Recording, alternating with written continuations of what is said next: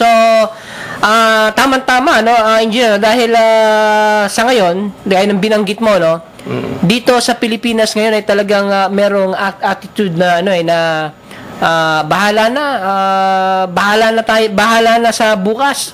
Pag nandun na, saka na natin isipin ang problema, parang gano'n eh. Oo. Pero kung nangyari nga na hindi gumanda ang kanilang mga sweldo, tsaka yun nga, kawawa mas lalo yung bata, lalo na walang kalaban-laban.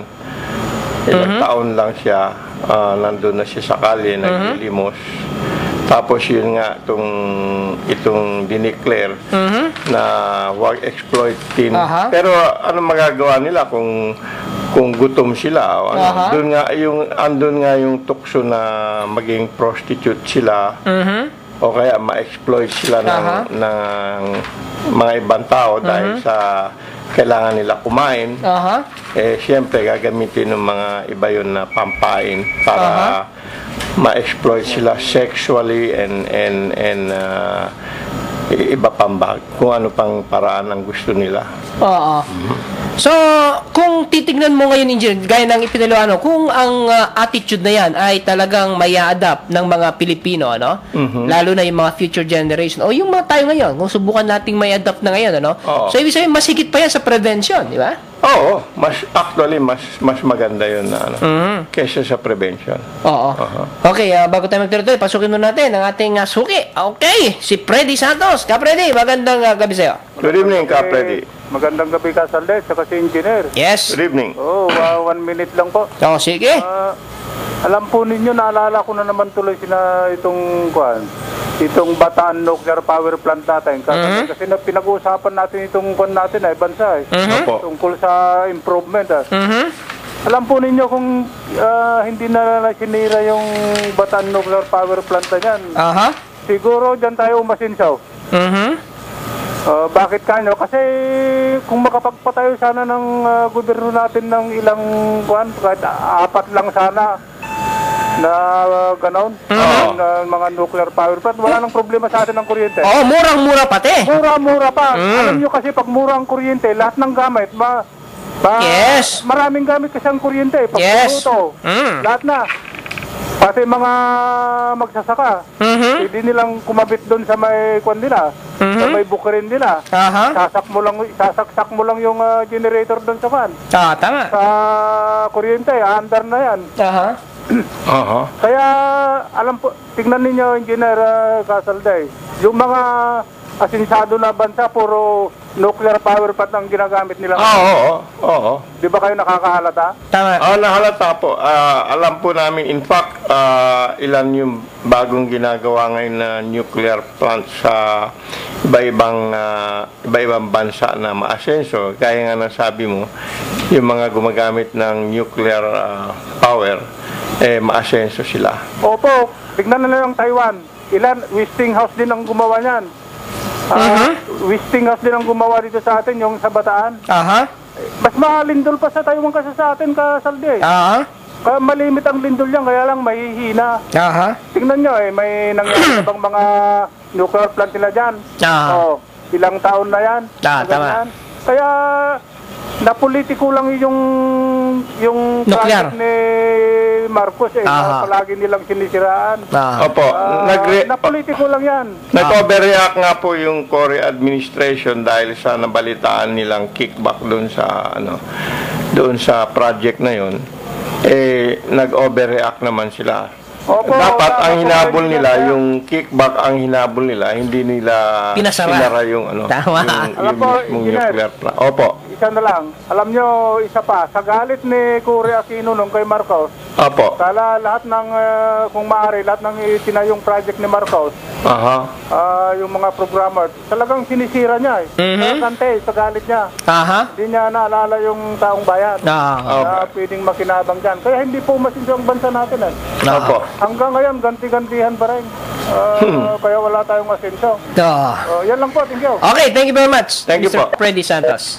Ayan, no? So, overreact. Okay. Pero, papasukin muna natin na engineer, itong ating report sa ating kasama, Rene Maliwat. Rene, magandang gabi.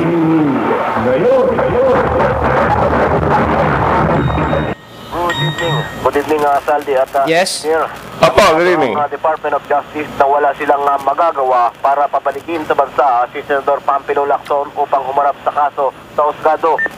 Ayon kay Justice Secretary Agnes de Valadera, hindi pa maaaring kumilos ang gobyerno ng Pilipinas para sa extradition ni Lacson kaugnay sa pagkakasangkot sa Desero Corbito double murder case habang wala anyang warrant of arrest na pinalalabas ni Judge Maria Garcia Fernandez ng Manila Regional Trial Court para matakip si Lacson at hindi ito maaaring tugisin ang senador. Ito'y binalingan ni Di Valadera ang husgado na mabagal sa pag-i-issue ng mandamiento de arresto para sa ikadarakip ni Lacson kung saan wala na siyang makikitang dahilan kung bakit hanggang sa ngayon ay hindi pa rin nagpapalabas ng warrant of arrest si Judge Fernandez.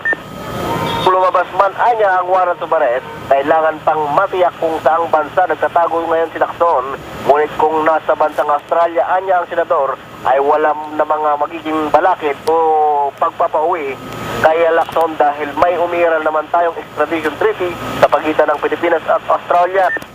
Tiwala si Di Valadera na magtago man si Lacson ay wala siyang pupuntahan dahil kapado na ang bansang posible niyang paglunggaan. Patutsada pa ni Di Valadera, bahala na raw si Lacson na kung ayaw niyang ipresenta ang kanyang depensa sa korte, ay maaari lang niyang gawin ngayon ay gumamit ng detalyeng tactics tulad ng ginawa niyang pag-question sa preliminary investigation ng DOJ. Mula dito sa lungsod ng Maynila, ako naman, Rene Maliwat, RG News Team number 9, RJ, Radyo Bandito. Okay, thank you very much, Rene Maliwat. No? Ayan, no? So, nagtatago na si Senator Lacson. Okay. Meron tayong text dito, engineer, no? Basahin ko lang. From Frank Toronto, no? Sabi niya, sana nakikinig pa si Freddy Santos, ano? Ito, para kay Freddy ito, from friend ni Mang Porong. Pinatatanong kung tunay name Fred Santos o Mang Ruben. Yan, from Frank Toronto. Nakikinig si Frank, ano? From Toronto, gamit ang kanyang computer, no? Nakaset up ba yung ating Skype. ano natin, Yahoo Messenger, no? Paki-set up na lang, Albert, ha? Okay, engineer, no? So, gaya ng balikan ko yung ating pinag-uusapan kanina, no? Na gaya ng sinabi ko nga kanina, no, kung magkakaroon ng attitude, the next generation, attitude na isipin nila palagi na dapat ang kanilang magiging anak ay magkaroon ng isang quality life. Quality good life, ano? So, ibig sabihin yan, lahat ng problema na kinakaharap ng bata tulad ng sex abuse, diba? Yung endangerment, so, lahat, no?